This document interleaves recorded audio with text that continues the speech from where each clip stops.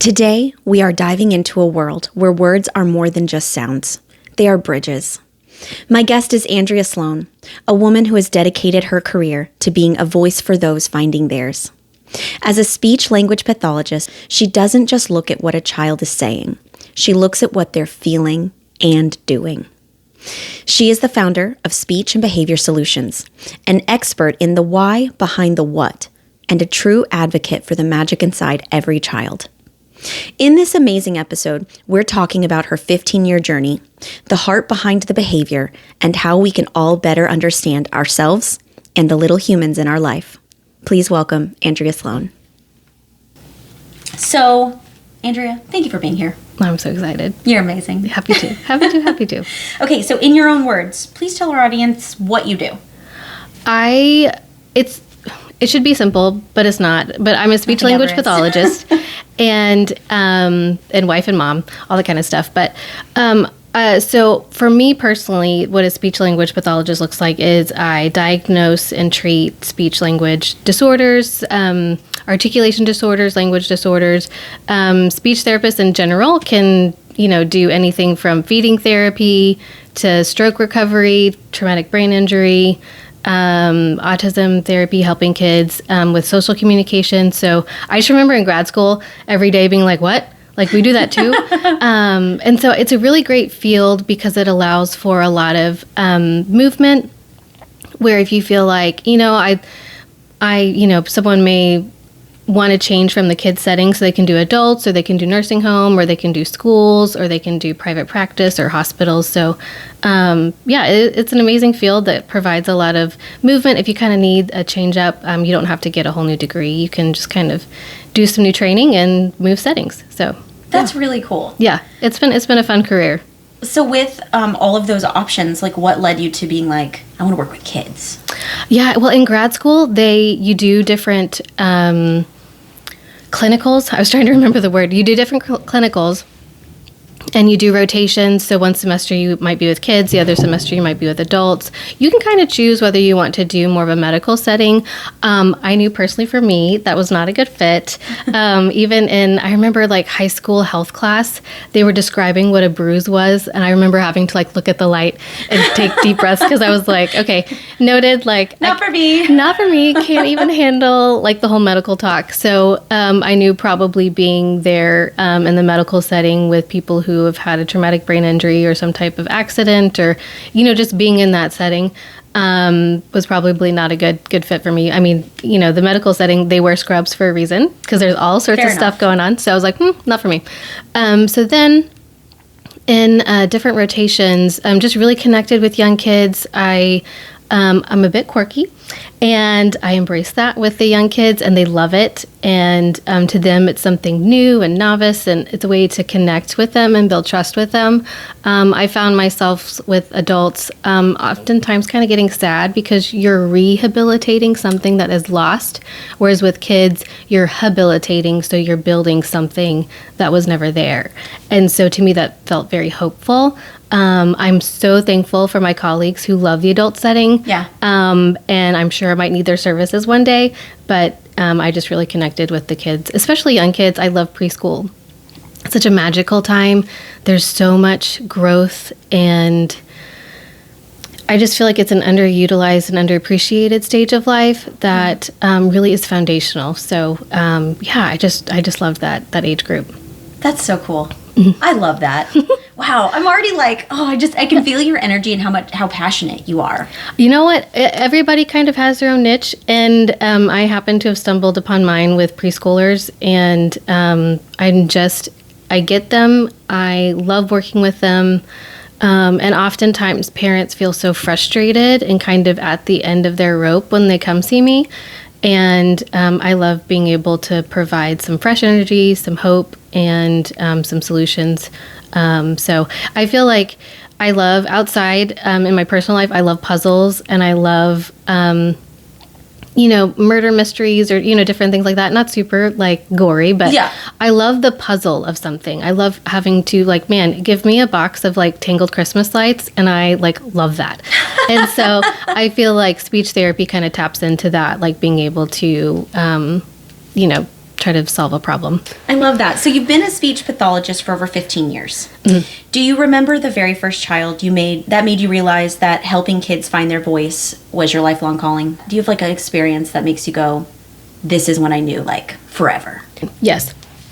Because I initially thought of my youngest brother, but then there was a kiddo, and I can't share his name for confidentiality, but my first job out of grad school was with a preschool that helped children with disabilities, and it was through the public school system. So it used to be called PPCD, Public Preschool for Children with Disabilities. Now it's called ECSE, Early Childhood Special Education. And it's really like, so my first job out was at a school called Pearson Early Childhood. It's just outside of, it's in Plano, Texas, just outside of Dallas. And the whole campus is preschool. Wow. So it was amazing. We had, I can't remember how many classrooms. There were several classrooms where it was ESL. So one day was taught like only in Spanish and the other was taught only in English. There were 2 or 3 deaf education classes where some was only in sign language. Some of the students, another classroom had cochlear implants. So that was amazing. There were also a continuum of classes where you had kids who were self-contained and working on goals that may be like responding to their name and responding to light. And then I was in the integrated classrooms where half or less of the kids had an IEP, an individual education plan, and were a part of special education, and the other part were typically developing peers. And I co-taught along a special ed teacher. And I actually several, because I would do one on one day and one on the next. And I remember like learning so much from them. Wow. And one kid in particular, he had some big behaviors. And I just thought one day he was just being a toot and just kind of being non-compliant, which there's always, something going on, underneath the surface there if a child is if you're not clicking and following those directions, sorry. Okay. And I remember just kind of trying to push him through, and the teacher was like, oh, he wants the red cup and you're trying to give him the blue one. And I'm like, he wasn't speaking, like, how did you know that? And that was kind of also what sparked in me of like reading behavior and reading nonverbal cues, that is equally important for what a child communicates versus, just only listening to what they're saying. Wow. That's amazing. So, yeah. What a cool moment of like realization and learning. It made me pause and just kind of think that like, and remember that these kids have more to say than they're actually saying, and I need to give them that time and not put pressure on it to allow them to communicate. And just like with you and I, when we communicate something, that doesn't mean it's always going to happen, but at least having the opportunity to communicate is important. Yeah. That actually leads perfectly to my next question I have for you.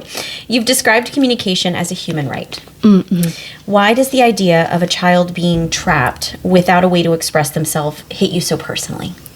Gosh, I feel like if you think about when a child's born, their very first act is communication, and it's that cry. Oh my gosh, that's true. And so from the get-go, they are communicators. And I think that as a society, if you have such a narrow view that a person only communicates through words, you're missing out on so much.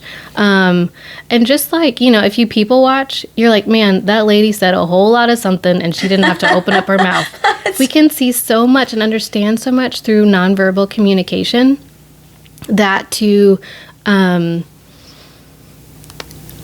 restrict someone by saying you have to respond verbally is, I feel like, not honoring to other people and not honoring to the other abilities that people bring to the table.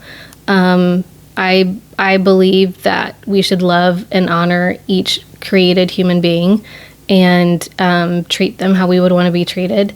And we are, one horrible accident away from losing our voice. And so I want to, treat people how I want to be treated. I feel that communication is so strong and such a, just a basic right. Like, so your basic needs are food, sleep, shelter, And communication involves all of those. You should be able to advocate for yourself if you're hot or cold and need, different clothes. You should be able to advocate in some type of way, whether you're hungry or thirsty or you're not feeling well.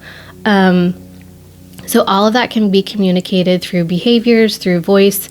And so, I feel like that so many kids are kind of labeled bad kids or problem kids or aggressive kids, when really it's just they're communicating in a different way. And so we need to tap into that and give them some skills to communicate maybe in a more safe way, but to just kind of assume someone's intelligence by their ability to communicate is just very antiquated.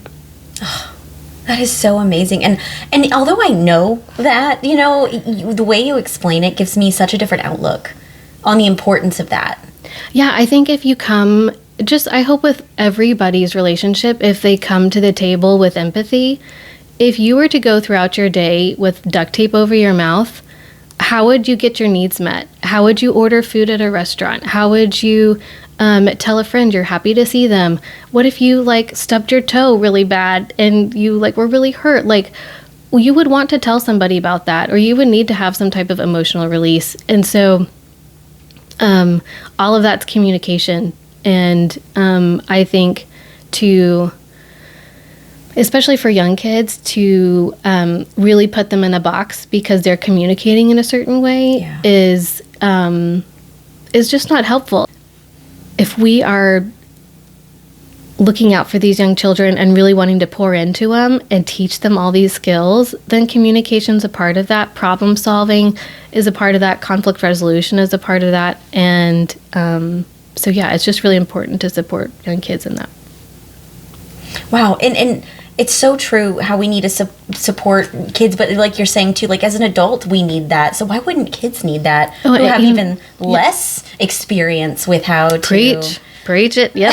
You're like, I know, that's why I do it. That's amazing. I think if as adults, if we can just put ourselves in our kids' shoes, they're learning how to be a human. Yeah, they're people. Yeah, and if you were to pick me up right now and put me in a country that has a very different culture than I do, it would take some time for me to learn the cultural norms, for me to learn the language, for me to learn different foods and maybe acquire a taste for those foods. Yeah. And so, these kids are learning to be human. They're learning to be people. They're learning to interact in our society and our families. And it's it can be kind of tricky to give that patience. But I feel like once parents kind of have that hat on, or looking through those lenses of, okay, my kid is learning versus my kid is difficult and being difficult on purpose, it just puts a different perspective on it. Yes, it really does. Can I side story here just for a second? I think Love it. You know what I'm going to do. You know what I'm going to say. Because it's my favorite story. Yes. It's my favorite story to tell in the entire world. When I had Sage, and she was... 2. I think she was 2. Yeah, because Titus was born. She was 2. She was going through just some big feelings, and we couldn't figure out why. Maybe she was acting out through being physical and not using her words. And looking back, I'm like, she didn't have all the words. She was 2. But I remember calling you crying. I was nursing my baby. I called you crying, and I was like, Andrea, what do I do? Help me do this. Help me be a mom, because I don't know what I'm doing. And you formulated a plan. You went to her school and watched her. And I remember you saying, I'm going to watch her in different environments. Yeah. And you watched her at school, and you watched her in the preschool area at the church we were at the time. And you just came back with this beautiful sheet of just, what you saw. And it wasn't just, because I remember her teacher, it hurt my heart so much, because her teacher was like, she's aggressive. I hate that word. Which, I hate the word too. And also, if anyone knows Sage, she's the most gentle person, but she didn't have the words, and her emotional cup was just being so filled all day. Right. And that's not an excuse for anything, but it's just being real. Yes, it kind of, it gives perspective on where she's coming from. Yeah. Yes. And not only were you able to give me a perspective, and you went in and you like talked to the teachers with us. You were A to Z. You were amazing. But you gave me such a different perspective of she's a person, she's learning. And it's not that I didn't think she was a person, but you just kind of have all these expectations of like, my kid won't. My kid, they won't do this. They can't. And then hearing like, here's what we're going to do, and teaching me to put that hat on of like, hey, let's give some empathy here. We're learning, and here's some tools, and you taught me, by the way, Daniel Tiger, which still is. Me some Daniel Tiger. I have lost like serious childhood memories retaining Daniel Tiger songs so I can sing them to my kids about like, feeling frustrated and, and I'm just, you changed my life. Stop it. You changed my life, the way I parented my children. You taught me just how to see them differently and how to understand on a much smaller scale than what you do, but understanding and seeing behaviors and going, what's behind this? Yeah, I feel like, man, it's my honor, and you were already there. Like, I feel like that's what helped us initially connect, is we just were intentional parents, and we were like, we want to be intentional about this parenting thing, and we're not going to be perfect at it. Yeah. But we're going to, give it our best effort and really try to be there for our kids. And, love Daniel Tiger. He's just the best. You and Daniel Tiger, I say, saved my life. My gosh. Yes. Andrea Sloan and Daniel Tiger. We still sing the songs, and my kids are like in elementary school. Yeah. Sometimes I sing it to myself. It helps. I'm not going to lie. I'm like, okay, take a step back. When it feels so mad, I want to roar. Take a deep breath and count to 4. It's poetry. Yes. It's poetry. Yeah. Okay. I just had to tell that side note just because I can never not. Well, I love it because, preschool teachers, they're doing so much and they're trying, and it's really hard when you have most of your classes doing one thing, because it's a lot to having a toddler under your roof with one-on-one, a parent, a smaller group, that's hard. And so to have a room full of, 10 to 15 2-year-olds or 3-year-olds, or even more, like it's a lot to navigate. And so they have a lot on their plate. That's so true. And that's a great perspective as well. I do want to say, I wasn't trying to say that teacher is... Not at all. But it's nice to come alongside them because they feel like I'm failing this kid. And it's like, no, like we're going to team up. We've got some strategies, and just to kind of breathe some fresh air into the situation. Oh, you were so good at that too. I remember you saying that, like, we're a team here. Yeah, I feel like it's not like... I think when we kind of get into that mentality of it's us versus the teacher, or us versus the school, or us versus our kids, that's already shutting down some emotional doors, closing some emotional doors that, I don't know, can really inhibit growth. And so if we can kind of keep open communication, a spirit of teamwork, just kind of reframing our thinking, really will be better off and have, quicker outcomes. That's amazing. In the short term. Yeah. That's so true. Ah, that's so good. I'm just already taking so much.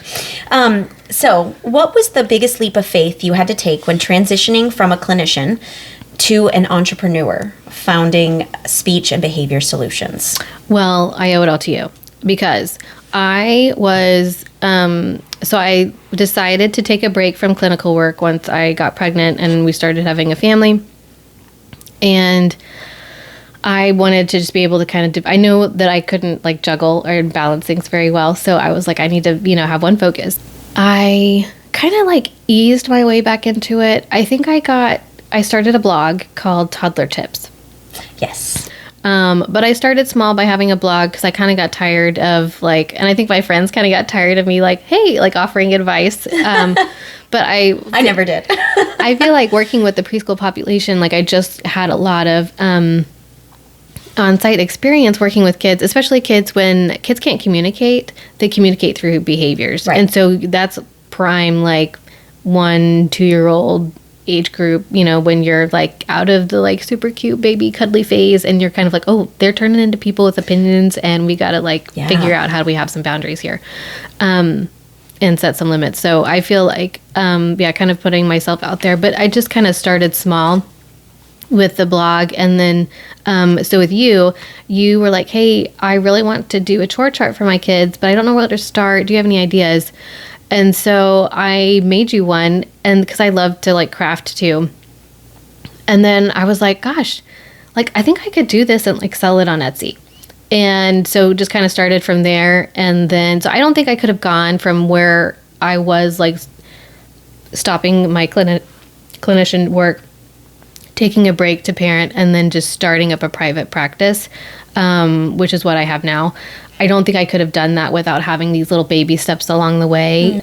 So the blog was great, and then started selling chore charts, and then eventually like picture schedules, and like picture routines, so kids could kind of be more independent in the morning and at night. So selling that with Pediatric Behavior Solutions.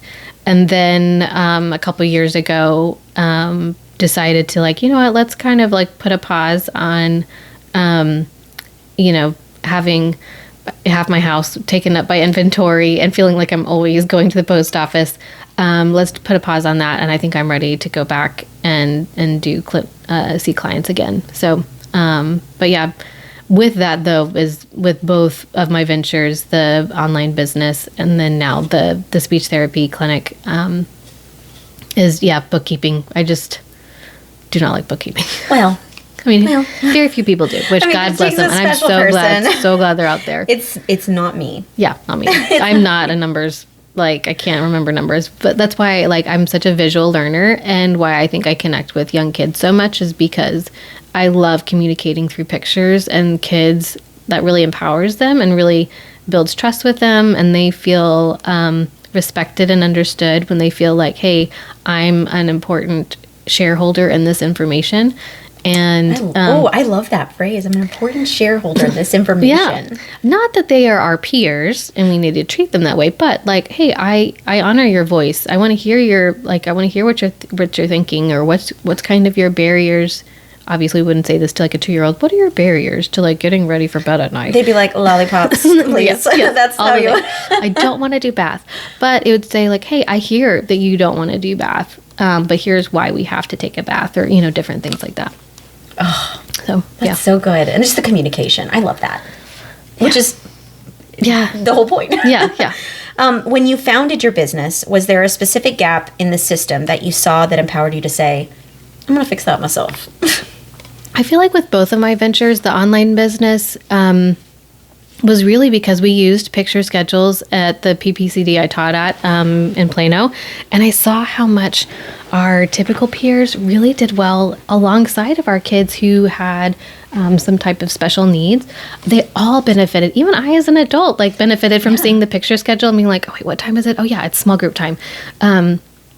And whenever my daughter was born, I was like, man, that'd be really nice for her to have something like that when she's 1.5, 2, when we're kind of talking through our day.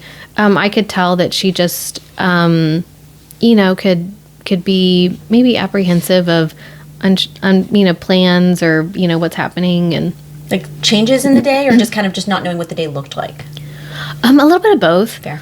And when I got to thinking, I was like, man, she's kind of going through her day like if I was at a conference and, someone was moving me from room to room but wasn't telling me why we were doing something, or if I was, at a conference and thinking like they started an activity that I really loved, like maybe puzzling, just throwing it out there. And then all of a sudden, 10 minutes into it, they say, all right, we're leaving. And it's like, or just sitting down with a good friend. If I was at a restaurant, and someone was sitting down with a good friend, and then they all of a sudden 10 minutes into it, the restaurant was like, no, you're leaving, you're going into this room. I would be really angry and really upset and would be kind of wanting answers. But if someone said, hey, there's actually the kitchen's on fire, we need to get out. Or hey, we've got a surprise over here in this other room. Like we want y'all to come over here. Like that knowledge is so helpful to really diffuse that emotional response. And so I could see where that could be helpful for kids. As an adult, you can see that. So absolutely, that makes sense for a kid. Yeah, it all comes with empathy. Yes, yeah. Starting with empathy is just putting yourself in someone else's shoes. And so I think it's so important as a parent to kind of put ourselves in our kids' shoes. I mean, and not that we want their childhood to be perfect or to have no bumps or challenges, because challenges provide amazing learning opportunities. Yes. So I want my kids to have disappointment. I want my kids to experience disappointment with me so I can walk them through that. So I'm not ever trying to shield them from that.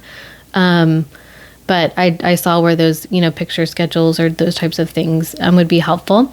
And there really just wasn't anything that I liked on Etsy or on other online stores. And, I like to make stuff where it's not intimidating to me. And because I'd made them before, at the school. So I was like, you know what, I think let's try this out. And, again, Etsy, kind of allowed me to start small. So I just found that I felt like the schedules that were available just didn't provide a lot of pictures or weren't very inclusive. They might have, stuff here and there, but it just didn't. I'm like, either do it or don't do it, but I'm not going to have to it. And so that's what kind of started that whole venture. And then with speech therapy now, back when I was we lived in Nashville for a while after grad school. I worked at a private practice where we would do on-site speech therapy for kids at their private school. And so I got to thinking, what about like preschools that are in the area? I'm sure that there's a lot of kids who could benefit from speech therapy, but their parents don't really know where to start. There's a lot of preschools out there who are maybe kind of feel like they're at the end of their road with a child who is quote unquote being aggressive, and maybe I can come in and provide some strategies to help that kid stay in that preschool. A lot of times if kids are labeled aggressive, they or if they're labeled a hitter or a biter, that's almost a death sentence for their preschool career, because once they're labeled that, they're kind of, not always, but can be put under the teacher's microscope, and just kind of everything that they do can be interpreted through that aggressive lens.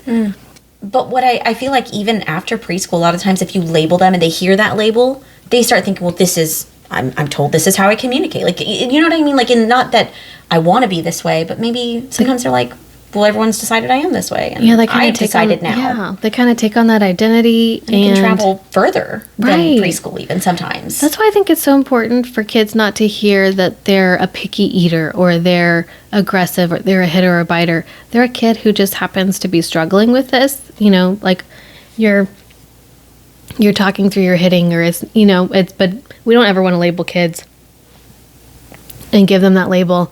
And so I really wanted to help kids not jump around from preschool to preschool. Yeah. Preschool is so foundational for language and for social skills and for like pre-reading. And a lot of times if our kids kind of get behind on reading, it can be difficult to catch up. And so I really wanted to help kids be able to stay in their preschool and not quote unquote get kicked out. You often work with children who may not have words yet. What has been the most profound thing a nonverbal child has told you through their behavior?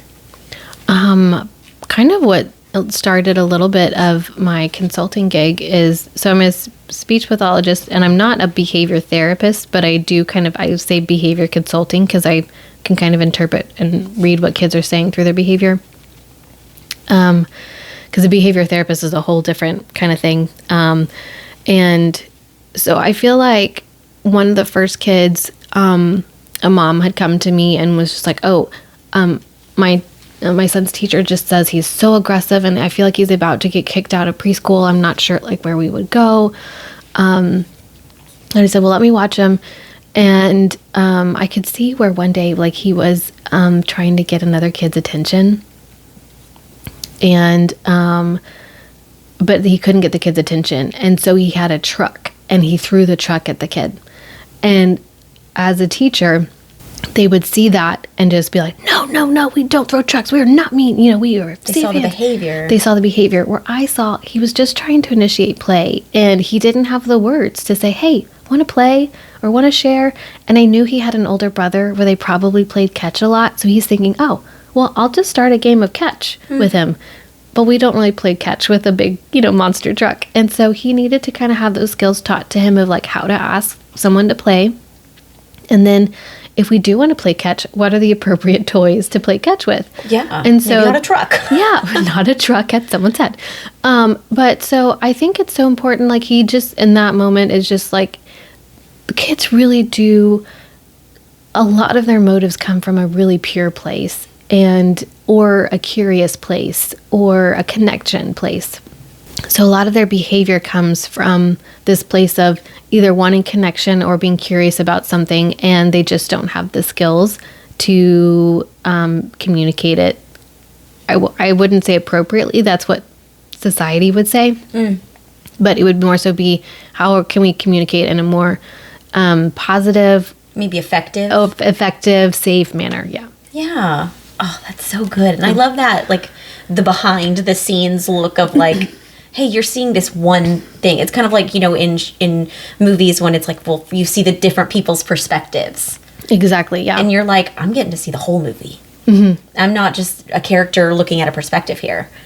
Right, and it's so important to, like, see what's happening before these behaviors, because if you're just to look at, take that child, for example, if you're just to look at the instance of him throwing the truck, then you'd be like, oh my gosh, this kid's so mean. He's so vindictive. That kid must have wanted his truck and he didn't want to share. Like, you create a story. Exactly, yes. You create these stories, or you jump to these conclusions that weren't even there in the first place. And so we always kind of want to look at what happened before to kind of trigger the after.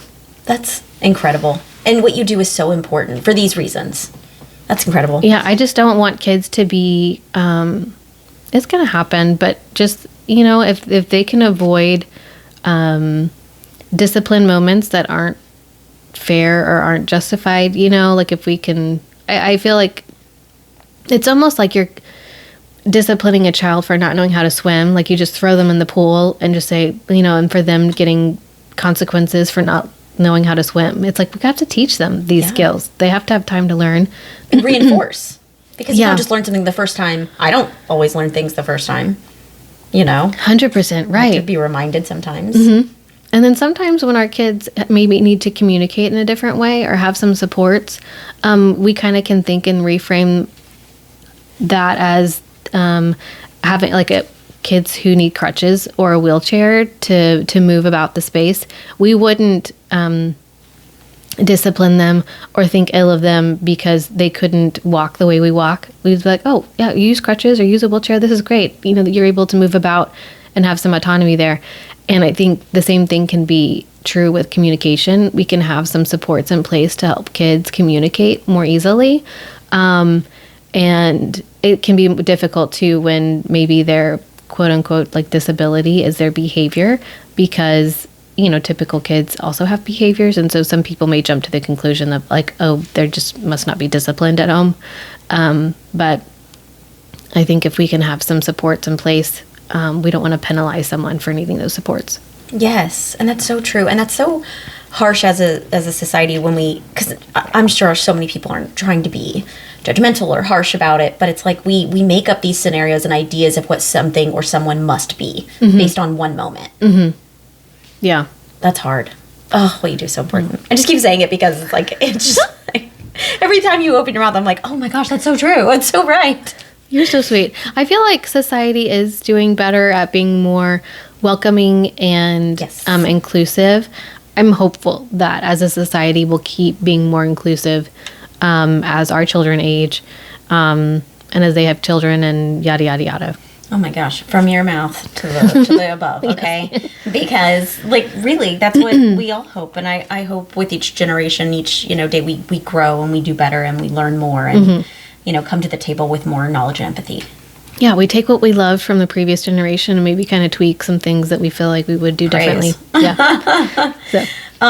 So you spend a lot of time training parents and teachers. I don't know if you like that word training, but like working with them. Okay. Yeah. Like we train. Yeah. What is the most common like aha moment they have when they finally understand the why behind the actions? Like, so when you were in that moment with that child where you were like, okay, so I saw this whole situation. He, might have been wanting to play.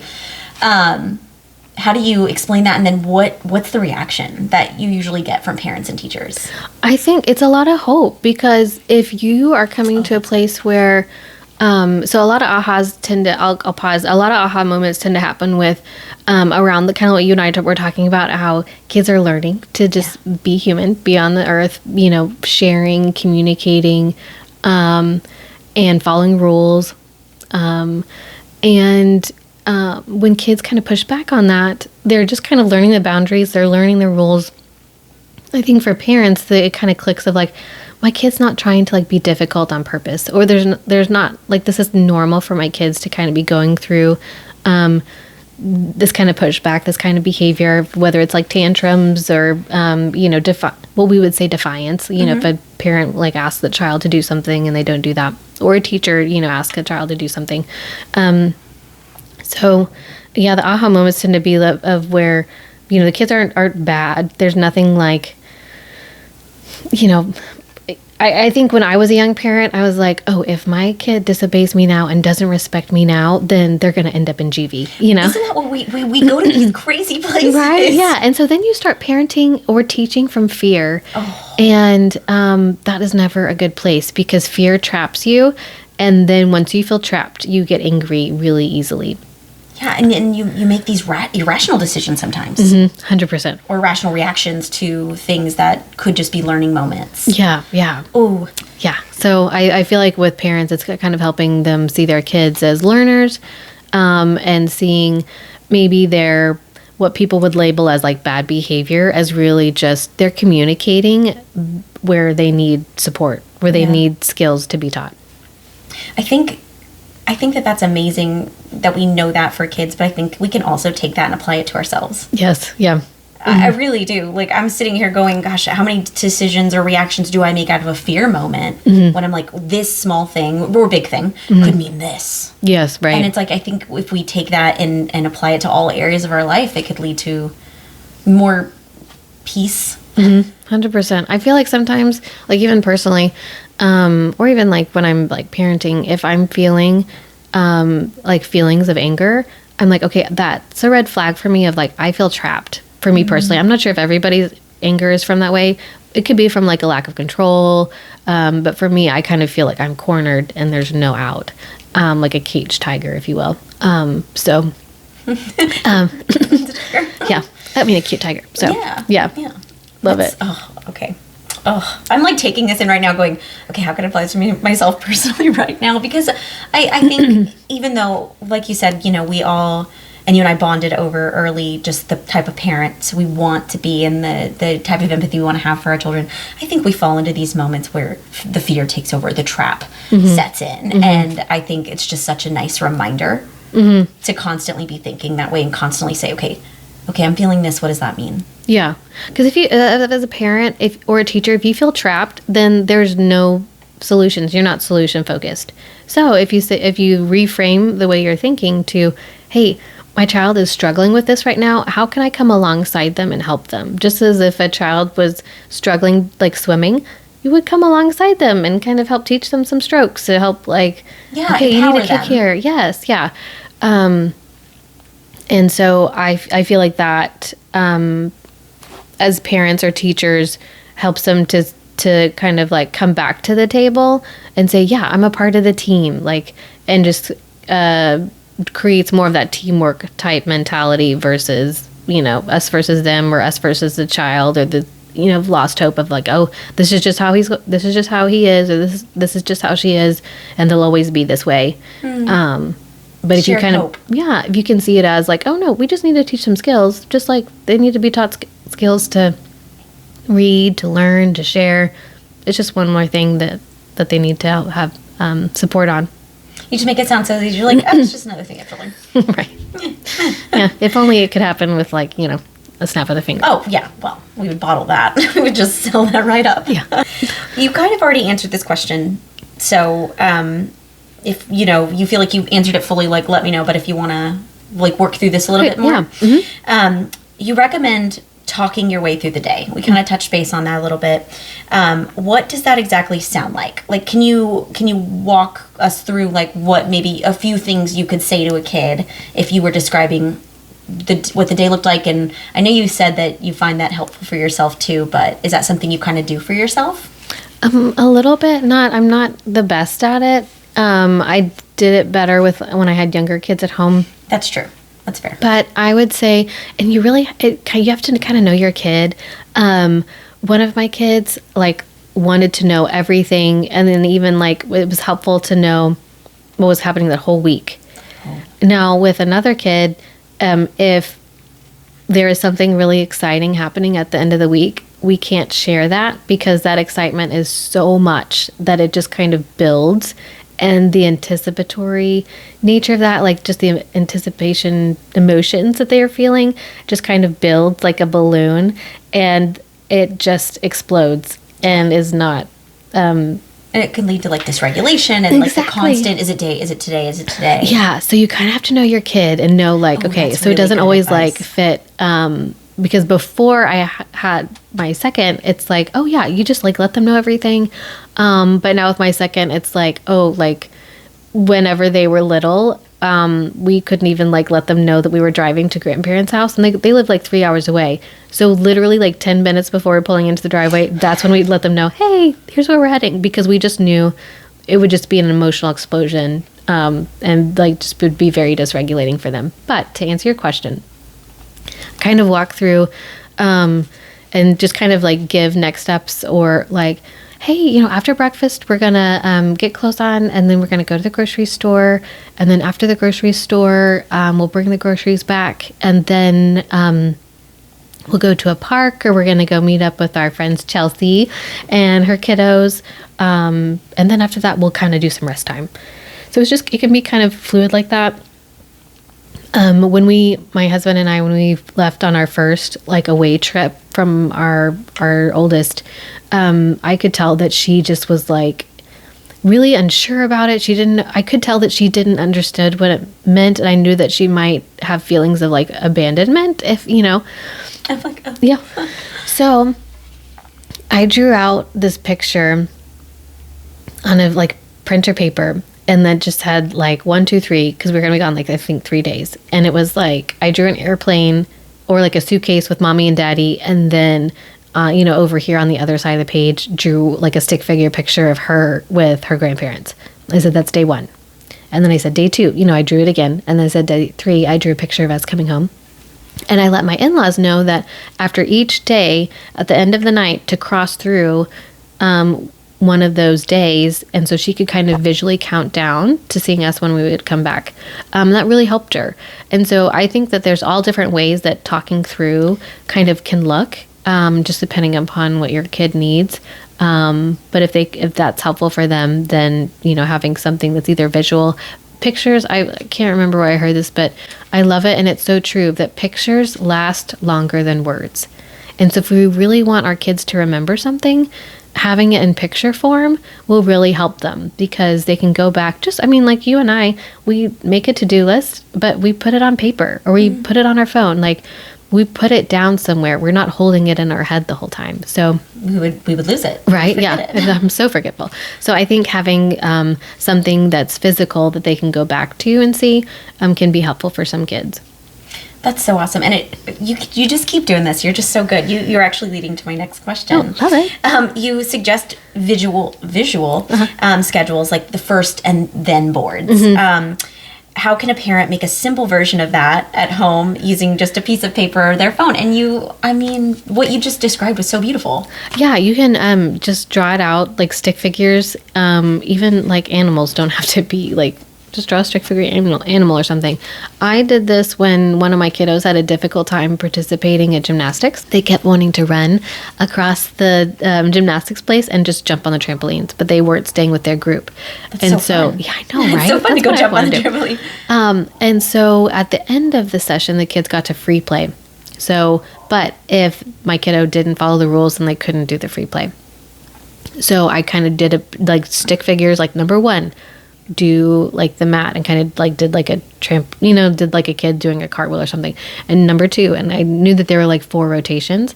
And so I said, if we like follow, and like I drew like a listening ear, if we listen to our coaches, then I drew like a star, and that was like, and then you can do the fun thing at the end. Yes. But if we don't listen to our coaches, then no fun thing at the end. And so my kid was about like, I think 2, almost 3 at the time. And so that's kind of how I talked it through with them. So, I just like happened to have a notebook and pen and did it right there in the gymnastics place. So it was, if someone were to see it, they're like, what is this chicken scratch? But the important thing is to talk it through with the kid, and to let them know what these pictures mean, and to give the pictures meaning. So that way, when you go back and reference it, so like if he was kind of like not paying attention, I could kind of point to the picture and be like You're like through the window. But you can do that with anything. If your kid is afraid to get their hair cut for the first time or to go to the dentist, you could like draw some pictures of like, okay, here's what's going to happen. That's so great. Yeah, just things like that. So you can use, like, draw it out. I use Microsoft PowerPoint a lot because you can move the pictures around easier. So there's clip art online. Pinterest or Etsy has different things if you want like more of a put together schedule. There's different things you could either make or on Etsy, print, or some people have stuff already made for you. Not as good as what I used to sell. No, but I still use your visuals. Our kids love them and they help us so much. So yeah, I've learned the power of a visual board. It's so empowering. My son, he has ADHD and he's magical and magnificent. But he's just a little bit all over the place. Right. And I think sometimes him being like, what's next? And me going, hey, check your schedule. And he's like, oh, yeah, I have that. Yeah. Like every day. I know, like, our kids are having to get ready for, either school or get out the door almost every day. And so if you could have a picture checklist that says, like, breakfast and get dressed and make your bed, or if you want to add chores on there, great. But just to kind of walk them through so that way you're not having to be like, did you put your shoes on? Have you brushed your teeth? Have you done your hair? Like, just say, oh, do your chart. Yeah. And the kind of rule is you can't play until you do your chart. Then they're like, oh, okay. So if you see them playing, then you're like, oh, you did your chart? Oh, nope. Okay, go back and check. So, yeah, you can make it on your own or, Etsy, Pinterest, Google. There's all sorts of, different ideas. So that's so true. And what I love about this, too, is it's not just for our kids. Like, it's for us. Because we are still navigating our own schedules. We probably have either other kids or a spouse or things we have to do. So by giving them, empowering them to be able to say, hey, you can follow this, and if you need me, I'm here for you. But like, I can still be doing something else. I don't have to be on you all morning. And it builds a lot of trust because if you talk about that something's going to happen and it does, then kids are like, oh, I can trust my parent, or I can trust my teacher. Especially for, if you have any teachers that are listening, if you have kids who are struggling with separation anxiety, like if you see at the bottom of that, like grown-ups come back, like the kids can kind of learn, okay, the teacher said we were going to have lunch and we had lunch, and the teacher said we were going to go outside. And we went outside. And, so my teacher said we're going to do all these things, and we did them. So if she says that grown-ups are going to come back, then they're going to come back. Oh, that's beautiful. So yeah, just building that trust can really help. And I think as we build that trust with between a parent and a child, it can help with compliance. They're more apt to follow rules or follow directions if they feel like my mom or my dad is going to follow through with what they say. I love that. And I really love that because it makes me think of transitions. So a lot of times, you'll be like, okay, we're at the park. We're at the park, we're swinging, we're having fun. Love it, yes. And a parent will say, hey, time to go. And then the meltdown kicks in. Yes. I'm not ready to leave, whether they can verbalize 5 more minutes, although nobody really knows what that means. Because even as an adult, I'm like, that was 5 minutes. Do you have like a gold star tip on like how to help with those transitions? Or just getting them prepared? That's not necessarily, because you can do the walk through the entire day, but they don't necessarily know when time starts and when it ends. 100% right, yeah. Or, so what is your like gold star tip to the best of your abilities, avoid a meltdown? Well, I'm going to say there's several tips. I love several tips. Several tips. I would say one would be watch the Daniel Tiger episode. It's almost time to go, so choose one more thing to do. I sing that to my children to this day. My daughter's 9, and I still sing it to her. Yeah, with my kids, I say, all right, it's almost time to go, do one more thing.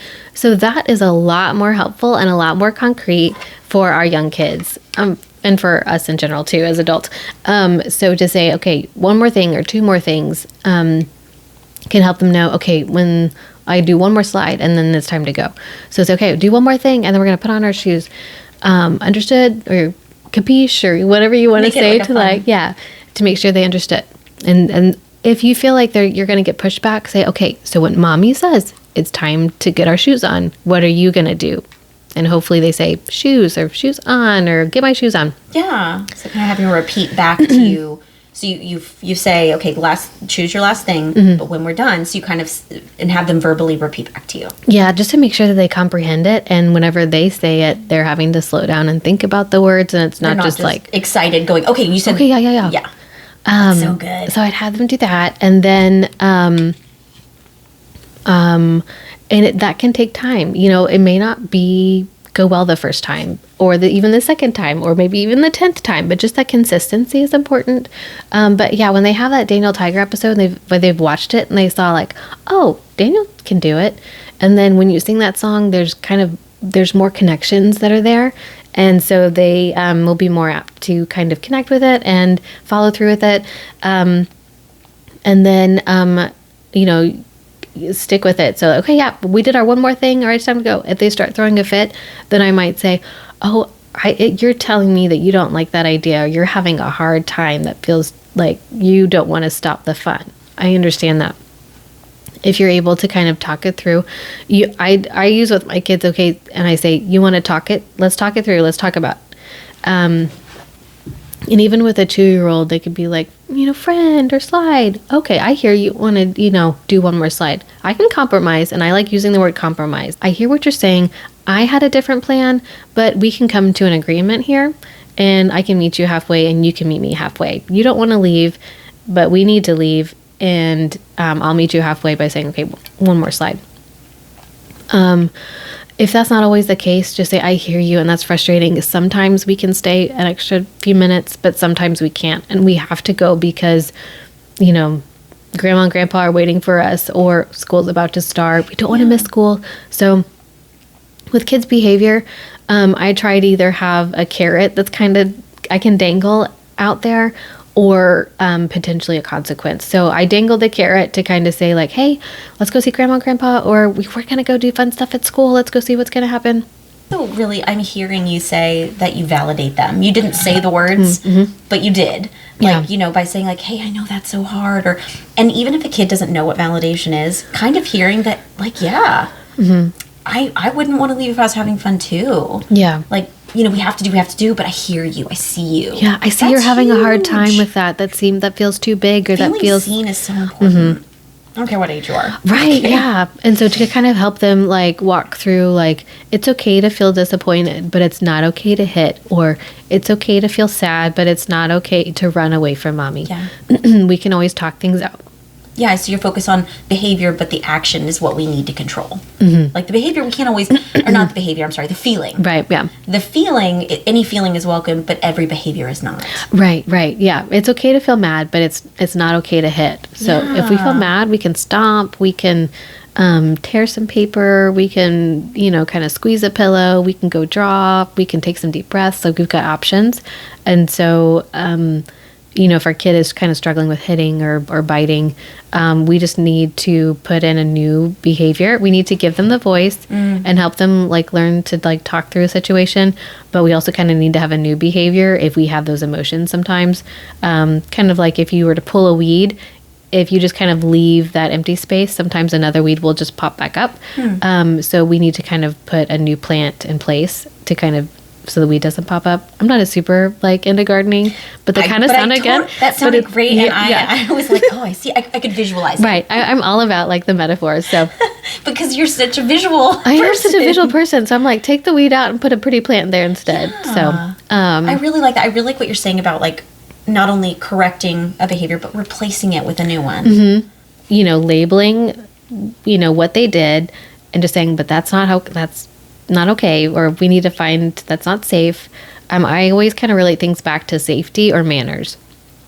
And so yeah, you can fit everything in this category. I feel like you don't run out into the street because it's not safe, or you don't stand up on top of the slide because it's not safe, or we don't eat someone else's snack at the table because that's not good manners. So but you can say, hey, mommy, I really liked this snack that my friend brought. Can we get that at the grocery store? Yes. So just kind of teach what they did, but what they can do instead is always really helpful.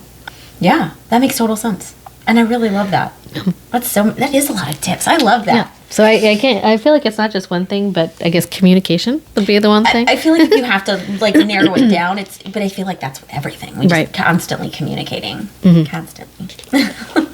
So you've said parents are people too. Yes. And what is one small way a parent can regulate themselves before they try to regulate their child's big feelings? Because we know that, an unregulated person can't regulate someone else. Yeah. Like, let alone a child who doesn't know how to regulate. So what are you have any tips for parents? You're like, okay, before I even like say anything back, I need to take 5 deep breaths or whatever. I think sometimes too, what I have been doing lately, like when I'm finding myself getting dysregulated, I'll model it to my kids and just be like, I'm feeling really frustrated. And I'm going to take some deep breaths. And for me, I know that I'm, in a sneaky way regulating myself, but I'm in my head, I'm like, oh, I'm teaching my kids how to calm down. And I'm kind of playing it up a bit to see that like, oh, like mommy gets frustrated too. And this is what mommy's thinking. So I say my thoughts out loud of like, I really want to like slam the door, but I'm going to take some deep breaths and I'm going to, calm down, and I've got choices. I can talk things through. I'm kind of, I love modeling that. And so for me, that gets me out of that fear-based thought process of like, my kids are horrible. They're always going to be horrible. Not that I think this, but in the moment, you're like, what's happening? In the moment, you could think like, why is my life so hard compared to my friends? Or why are we still struggling this? Or how come like I'm still like, how many times do I have to tell them about this? Or, why can't I have a kid? Yada, yada, yada. So we all fall into it gets you out of that like negative thinking pattern. And so I would say visually modeling that for your kids is helpful. I think also to reframe your thinking of like, my kid is just having a hard time right now, and I need to help, I can help provide some strategies, or we can try something different. We're not stuck. Yeah. So if I can just like say it back to you. So you're regulating yourself, but you're also modeling the behavior to your kids. Mm-hmm. So you're kind of maybe being a little exaggerated in a fun way. Yeah. But you're like, you're labeling not the behavior, the feeling. Mm-hmm. You're talking about your options, and you're using it like, hey, I'm also going to humanize myself because mommy's not perfect. Right. Mama has big feelings. And not only are you regulating yourself, but you're actively showing your child how to do that for themselves. That's cool. I think it's so like it was like a one-stop shop. Right? Check. I feel like if they're one of the few things like that, if you're to be like, okay, what do you want to pass on to your kids, is I want them to know that like, I'm not perfect. Like I want that to be one of the lessons of like, mom's not perfect, but she can pivot and she can try things a different way, and she can, I just don't want them to ever think that I want them to see me apologizing. I want them to see me saying like, hey, I didn't really handle that well. Can I have a do-over? Yeah.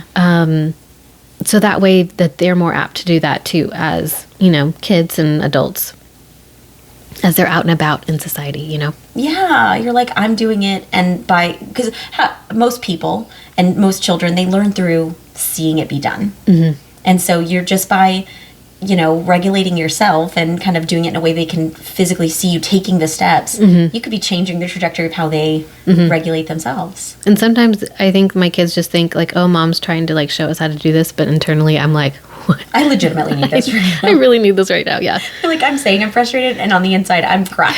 I'm crying, I'm frustrated. It's like, I want to like break a door right now, yeah. But, okay, that's so real. Thank you for saying that, because it is so real. Yeah, it's hard. Parenting is hard. Yes. But it's such like a good work, and it's a long game. And so I think that if we put in the hard years in the preschool, early elementary age, that, there's still going to be parenting challenges, of course, middle school, high school. But I feel like you've laid down that foundation and that consistency and that trust and that open communication that is all great, where, the problems might be kind of similar, but they're bigger. But you can still kind of approach them in a similar way. Yeah, the toolbox is there. Right. They know how to open it. Yeah, and it's consistent. They can, it's predictable. They kind of know how to respond to it. Yeah. All right, Andrea. We've gone deep into the why behind what you do. Now it's time for our signature C'est quoi sprint. Okay, let's see how this goes. I'm going to give you 2 options. Don't overthink it. Just give me your expert gut, and if after you're like, I need to explain that. Okay, as long as I have like a some time to explain. Yes, Okay, go. I'm going to go through and then you just, come back after and be like, okay, one thing. Okay, yeah. Okay, so learning style. Books or sensory bins? Oh, books all the way, man. Yeah? Oh, yeah. Can I explain? Yes. Okay. Go ahead. We all want to know. I'm like, wait, I want to know. So books, there's so much social language, there's problem solving, there's critical thinking skills, there's academics of colors, letters. So you can target so much with a book. I love me some sensory bins, but if every parent read to their kid every day, like just one book, like it's just, and then you can, like even books don't have to have words. So like the books that are just about like transportation, you can talk about all the parts. And that's a great way to build kids' vocabulary is when you start talking about like not just a bike, but a bike is made out of handlebars and a seat and gears and pedals and bicycle wheels and spokes. Like there's so much vocabulary that can be targeted with just those types of books. So I think, books all the way, man. Oh, I love that. Okay. Playtime, high-tech electric toys, or a simple cardboard box? Man, you know where I'm going with this. I'm going to do cardboard box all the way. Imagination. Yeah. It can be like so much. And I love it when my kids say I'm bored because internally I'm like, yes, they're going to like figure this out. They're going to solve a problem, or they get a chance to practice being disappointed and how do they handle that? So, I love cardboard box. I love that. Yeah, you can do so much with it. Okay, so the transition trick, a 5-minute verbal warning or a visual timer? Visual timer.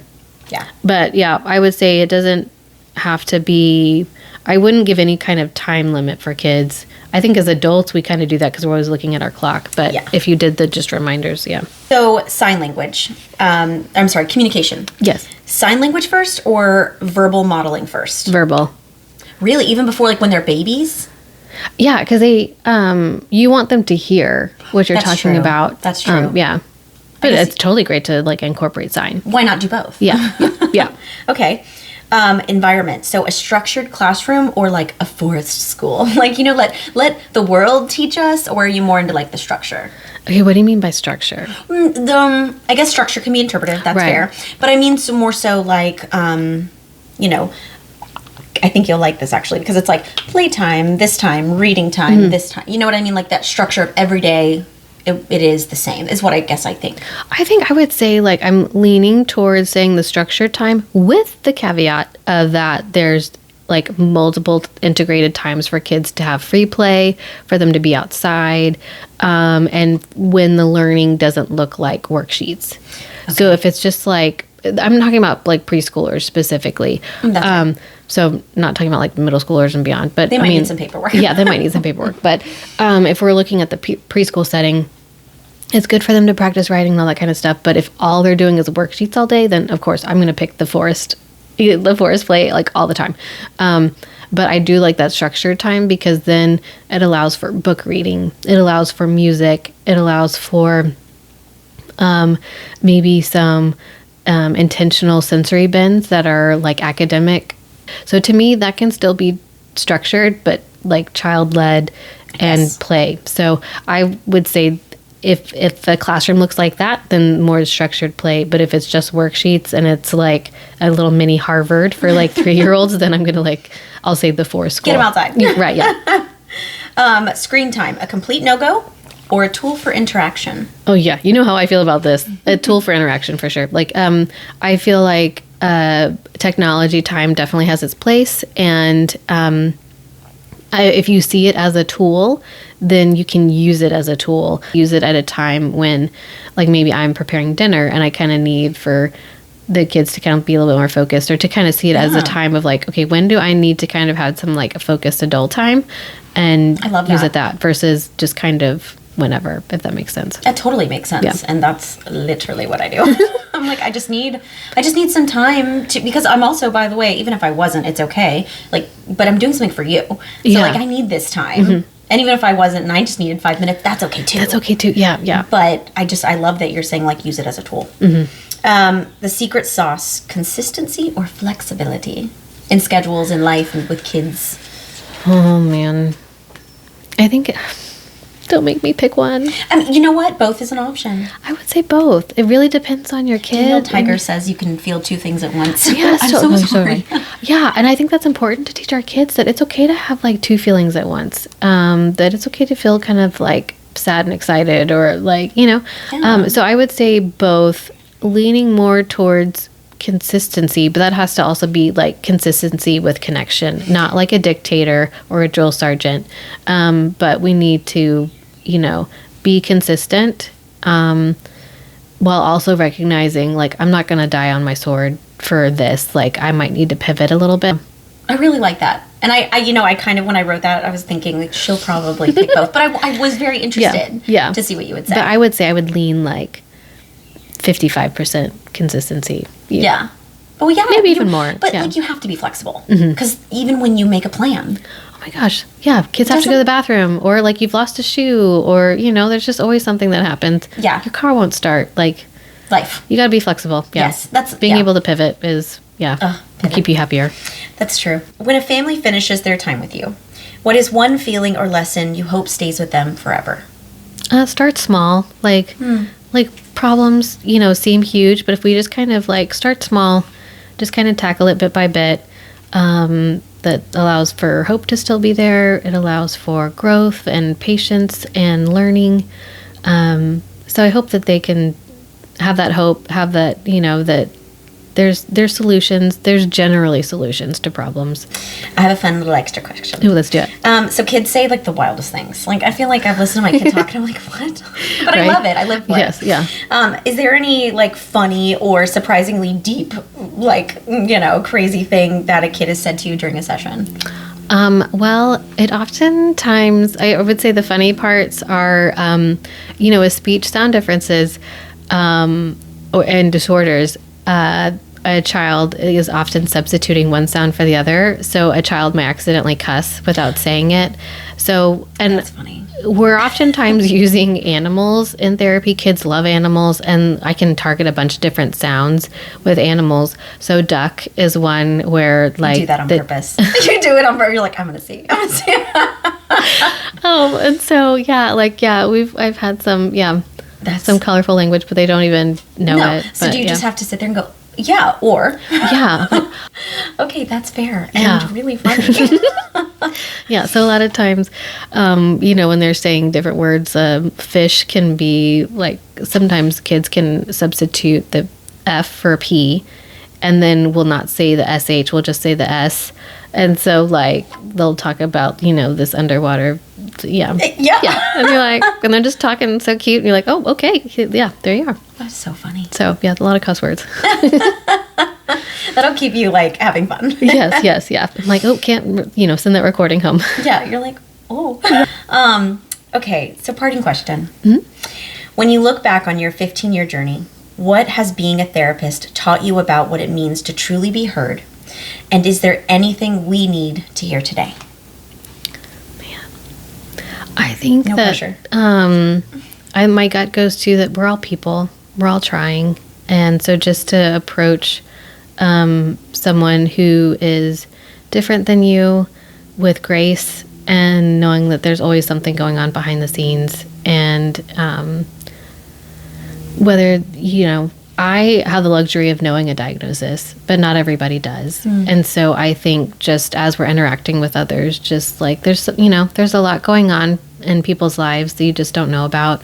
And so to approach them with grace and patience and understanding, I think is always important. So yeah, that's kind of what speech therapy has taught me is that, you know, honoring someone else, honoring their difference, and saying, okay, if you want to be different, like I would love to, or if you want to, you know, want your skills to be different, if you want to like interact in a different way, I would love to come alongside you, and support you in that, and kind of, you know, that have a partnership, I think is so important, which kind of goes to connection and community, which is really like what it's all about.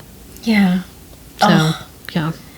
You're amazing. Oh, man. It has been such a pleasure to talk with you, to listen to you.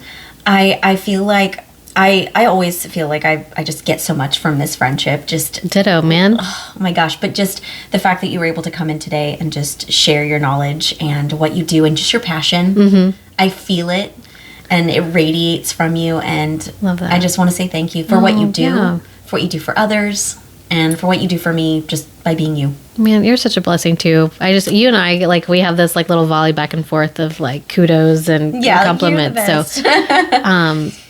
these questions were just really good to like, for me to reflect on my career and what I do and why I do what I do. And it's just, I'm so thankful that we all have our part to play. And if we all had the same passions or the same kind of gifting, how boring would this world be? But just, we have these different avenues to explore and different, gifts to bring to the world. So I'm excited about this gift that you're bringing to us, and can't wait to see it blossom. Thank you, my friend. Thank you for being here. You're Absolutely. amazing. Yeah. Yay! Great job. Thanks for joining me on this episode of Je ne sais quoi, where we celebrate the courage, authenticity, and audacity of our journeys. Before you go, make sure you hit that follow button so you can stay updated on every news story. And for a peek behind the scenes, come say hi on social media at Je ne sais quoi. I think you all are amazing, and I'll see you next time.